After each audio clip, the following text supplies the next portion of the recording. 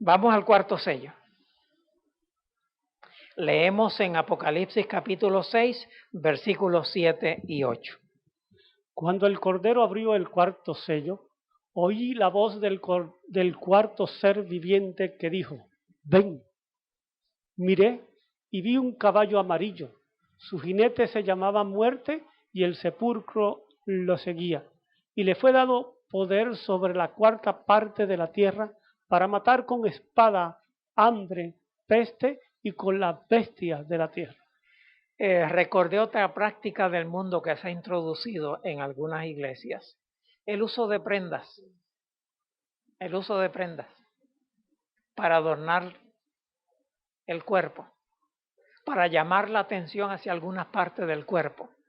Esas son prácticas mundanas que han entrado en muchas iglesias. Bien, pasamos al cuarto sello y vamos a contestar una pregunta que tiene 4 partes. La primera parte es: ¿qué vio Juan cuando se abrió el cuarto sello? Y la respuesta: vio un caballo amarillo. Vio un caballo amarillo. ¿Cómo se llama ese jinete? Ese jinete se llama Muerte. Se llama Muerte. Qué nombre feo, ¿verdad? ¿Qué le seguía a ese jinete? Peor todavía. Si el nombre es feo, lo que le seguía es peor.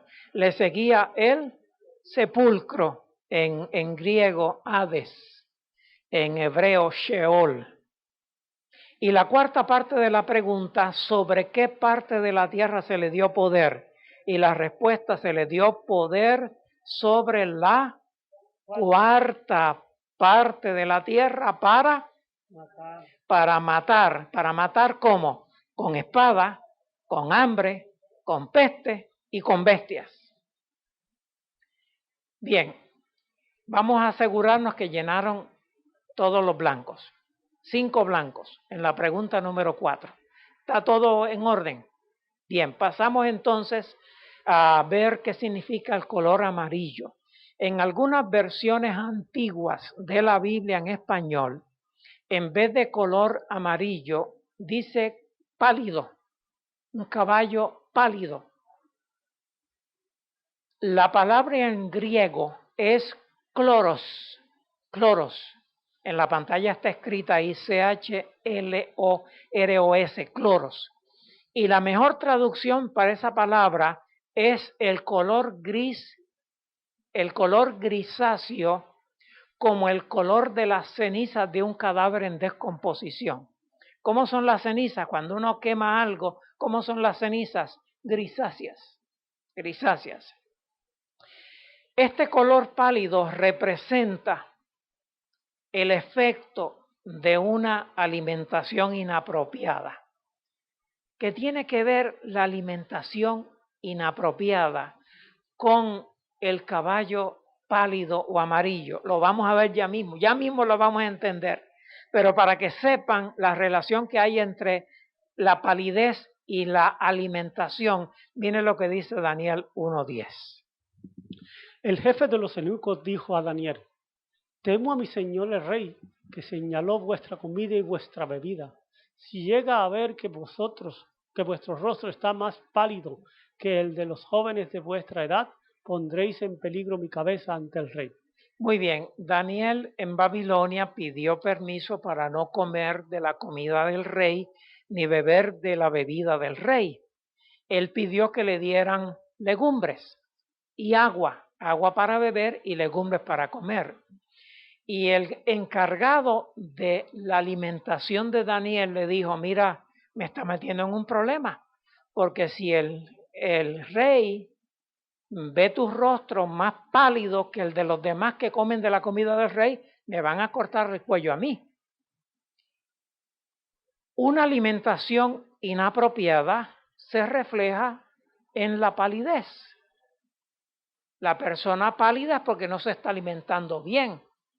La persona amarilla es porque no se está alimentando bien. Entonces, este caballo es amarillo. Muchos, tal vez la mayoría de los miembros de la iglesia de este periodo ahora se alimentan no de la palabra de Dios, sino de las tradiciones de los hombres. El alimento espiritual no es la palabra de Dios, sino las tradiciones de los hombres. Algunas tradiciones de los hombres, el descuido y abandono de las escrituras, la lealtad al liderazgo eclesiástico, la devoción a imágenes, la salvación por obras, para mencionar solamente 4 de tradiciones, además de las que había mencionado ya. Así que hay muchos en la iglesia representada por este cuarto sello que están alimentándose con tradiciones de hombres, en vez de alimentarse con la palabra de Dios. Yo conozco cristianos hoy que consumen bebidas alcohólicas en forma regular o esporádica, pero la consumen y piensan que están haciendo algo que es correcto.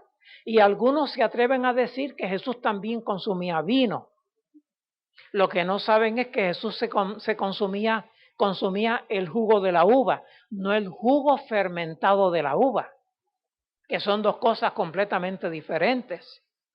Entonces, hay cristianos hoy, como los hubo en el tiempo de la iglesia del cuarto sello, que se alimentan de tradiciones de hombres y están hinchos espiritualmente, están pálidos espiritualmente, están amarillos espiritualmente. El jinete se llama muerte, nombre feo. Es seguido por el sepulcro, peor todavía. Tiene poder para matar sobre la 4ª parte de la tierra. ¿Qué representa este jinete? Que es pálido o amarillo, es su caballo, que se llama muerte, que lo sigue el sepulcro y que tiene poder de matar sobre la 4ª parte de la tierra, representa el período de persecución contra los cristianos bíblicos por parte de cristianos profesos durante el tiempo de la intolerancia religiosa papal. Estamos hablando de los años 538 a 1798.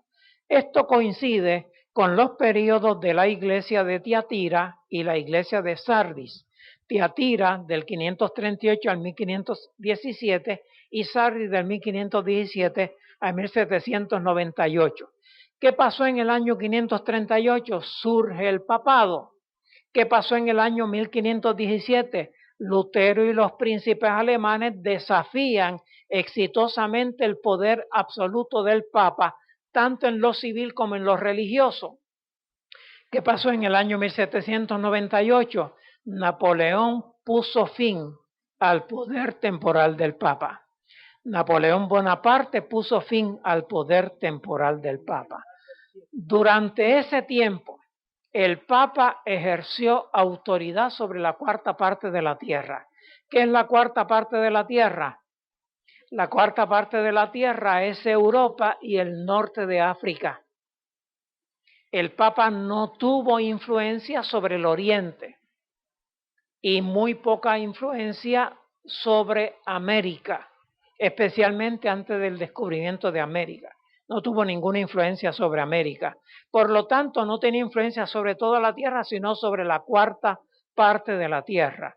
Durante los años 538 y 1517, dominó a su antojo en Europa y en el norte de África. Luego, hasta el año 1798, siguió dominando en forma limitada. El papado, especialmente con el tribunal de la Inquisición, mató a espada mediante guerra. ¿Se acuerdan de las cruzadas, verdad? Mató de hambre a quienes, a los prisioneros. Mató de pestes, como envenenando. Y mató con fieras, como echando los animales, echando los cristianos bíblicos a animales hambrientos. Lo único que no menciona el 4º sello son las hogueras, donde se quemaban los cristianos bíblicos por el único delito de creer en la palabra de Dios. El cuarto sello representa todo el tiempo del dominio temporal del Papa, desde el 538 hasta el año 1798. Y con esto terminamos los primeros 4 sellos que fueron introducidos por los 4 seres vivientes o querubines. Ahora vamos a los últimos 2 sellos que se mencionan en este capítulo, porque el séptimo sello no está en el capítulo 7, no está en el capítulo 6, está en el capítulo 8 y no lo vamos a tocar hoy. Nos vamos a limitar solo a Apocalipsis 6. Pasamos al quinto sello y vamos a leer en Apocalipsis capítulo 6, versículos 9 al 11, que dicen así. Cuando él abrió el quinto sello, vio debajo del altar las almas de los que habían sido muertos por las palabras de Dios y por el testimonio que había dado.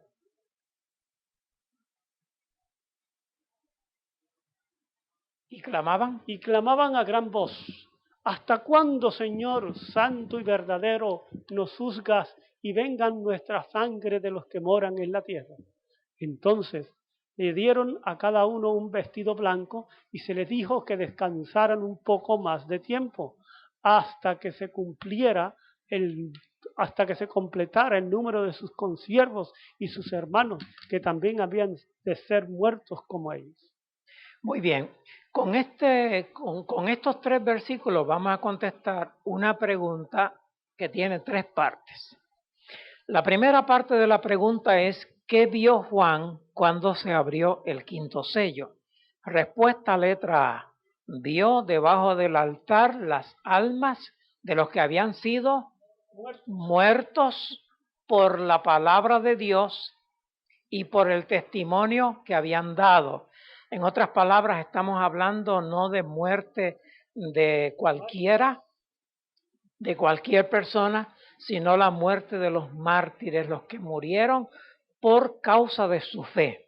La segunda parte, estos muertos por la palabra de Dios fueron víctimas de las persecuciones judías durante los años 31 al 100, fueron víctimas de las persecuciones romanas de los años 100 al 313 y fueron víctimas de las persecuciones papales del año 538 al año 1798.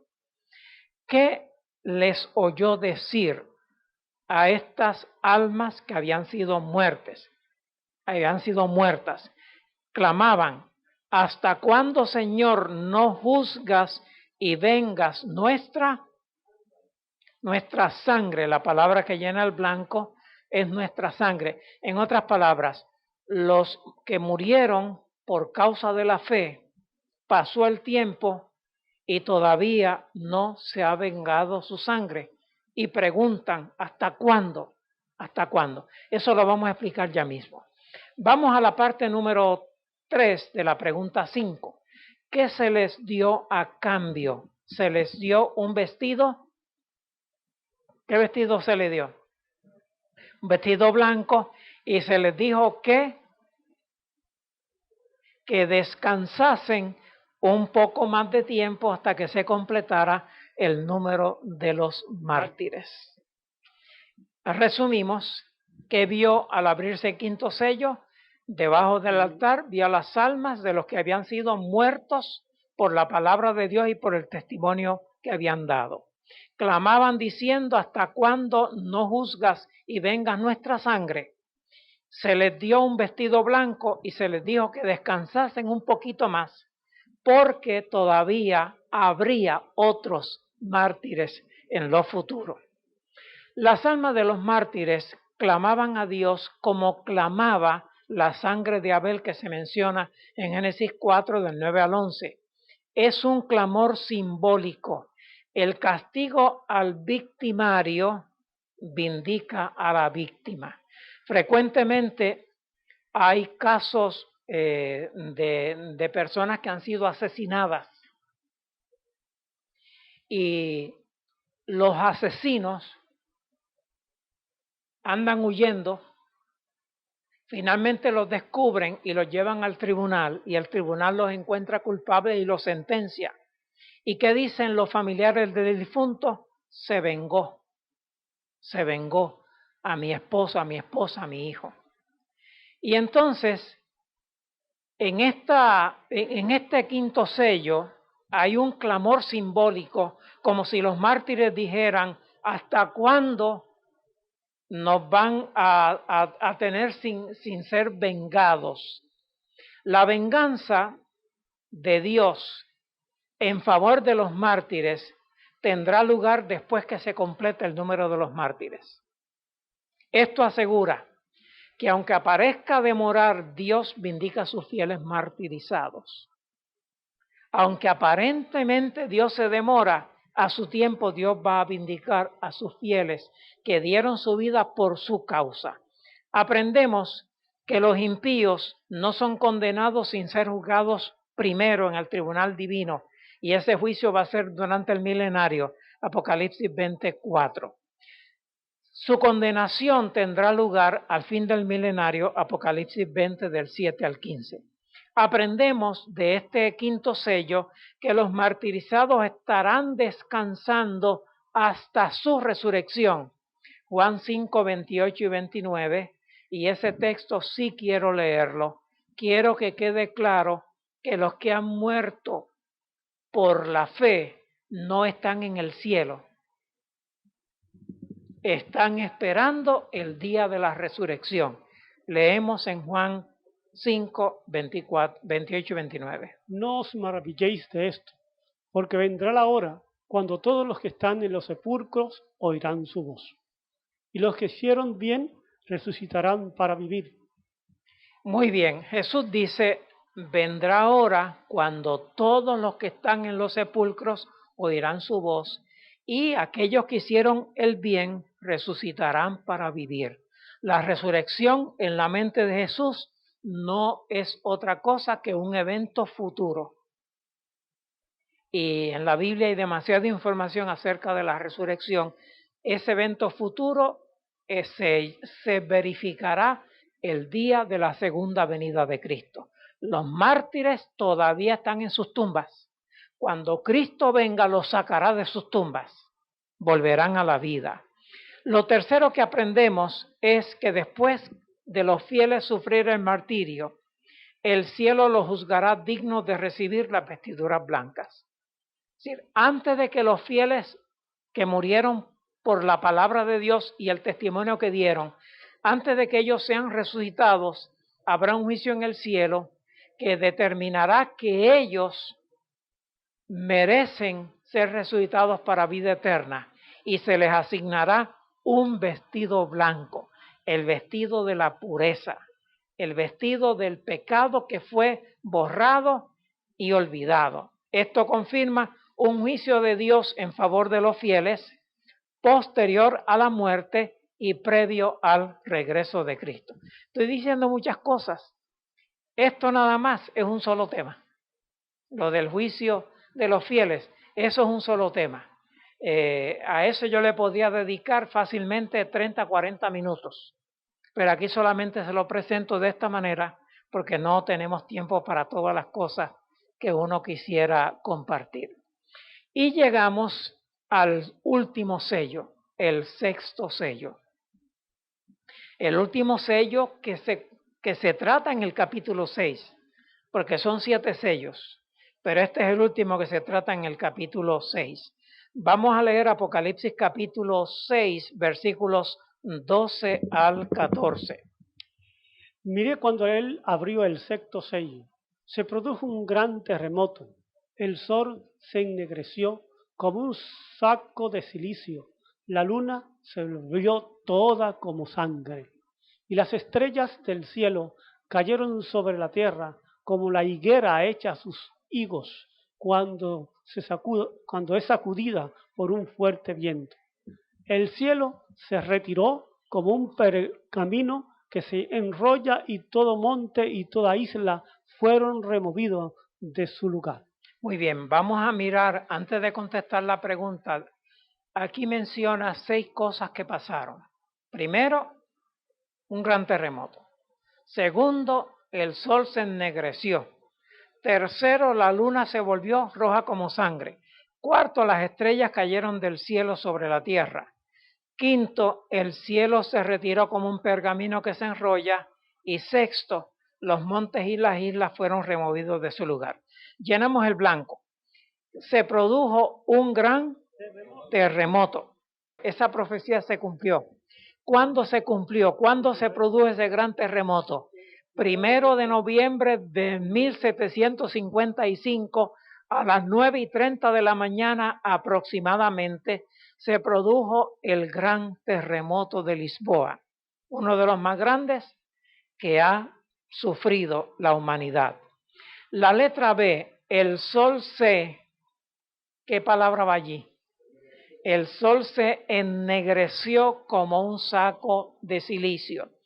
Esa profecía también se cumplió el 19 de mayo del año 1780, a partir de las 9 de la mañana en Nueva Inglaterra, el día se oscureció y no se volvió a ver el sol hasta el otro día.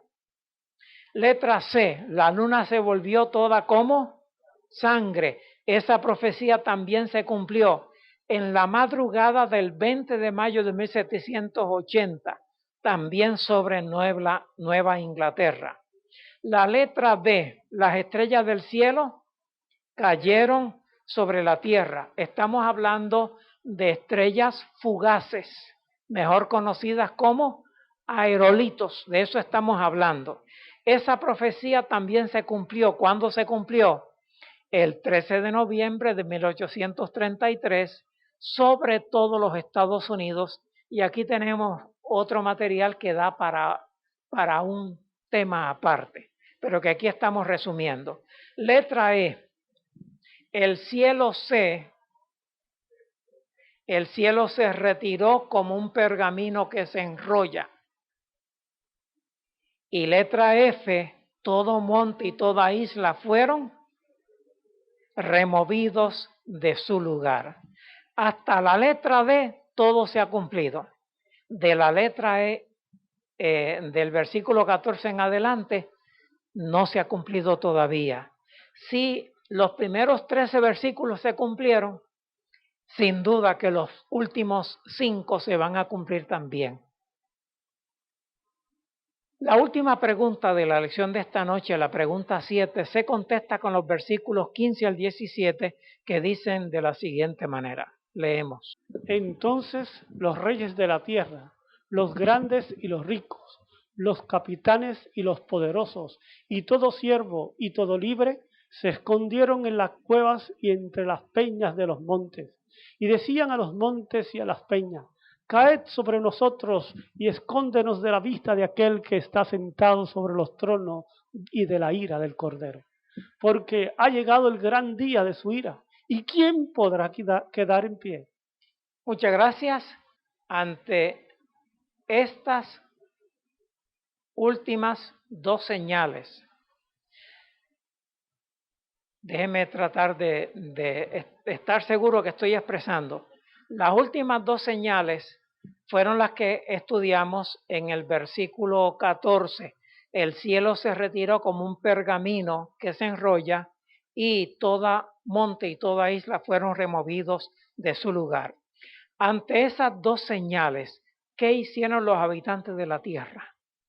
Respuesta: se escondieron en las cuevas y entre las peñas de los montes. Se escondieron en las cuevas y entre las peñas de los montes. ¿Qué decían a los montes y a las peñas? Letra B. Decían a los montes y a las peñas: caed sobre nosotros y escondednos de la vista de aquel que está sentado sobre el trono y de la ira del Cordero.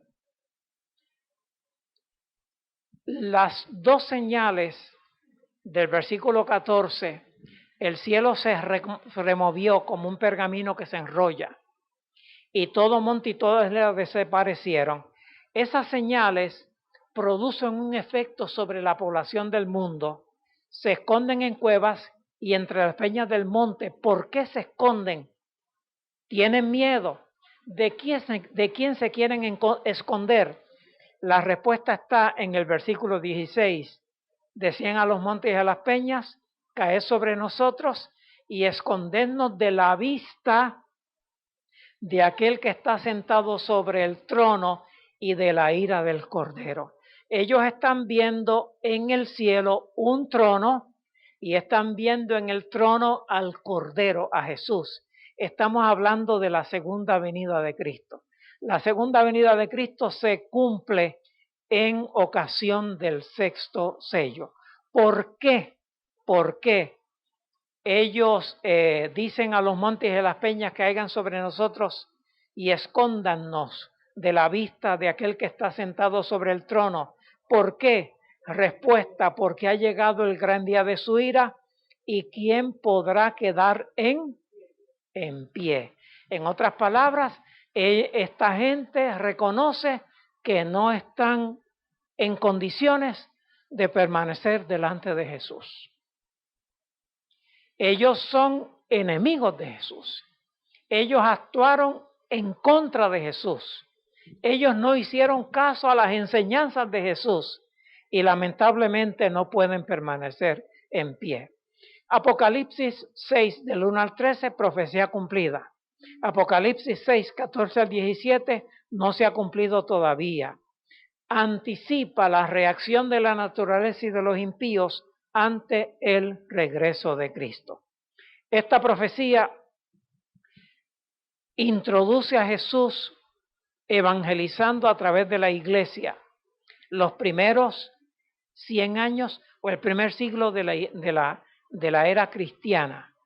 Anticipa los grandes eventos que aguardan a la iglesia, las persecuciones durante el tiempo de los romanos, desde el año 100 hasta el año 313, las persecuciones papales desde el año 538 hasta el año 1798 y los eventos finales, las señales precursoras del tiempo del fin. Esta profecía asegura que Jesús vindicará a los fieles y vengará sus sufrimientos y concluye con el regreso de Cristo ante la vista de los impíos para vindicación de los justos. ¿Qué les pareció este capítulo? ¿Está interesante? Tiene que haber una reacción. Si hemos aprendido algo, tenemos que reaccionar de alguna manera. Esto es para que nosotros tomemos decisiones. Reacción sugerida. Decido ser fiel a Cristo. Aunque padezca persecución por causa de mi fe, porque estaré de pie ante su venida. Amén. Decido ser fiel a Cristo, aunque padezca persecución por causa de mi fe, porque estoy decidido a que cuando Cristo venga no voy a esconderme. Me voy a quedar de pie viendo a Jesús, que vino por mí para llevarme al hogar celestial. Así que vamos a firmar ese documento hoy, 8 de noviembre del año 2019.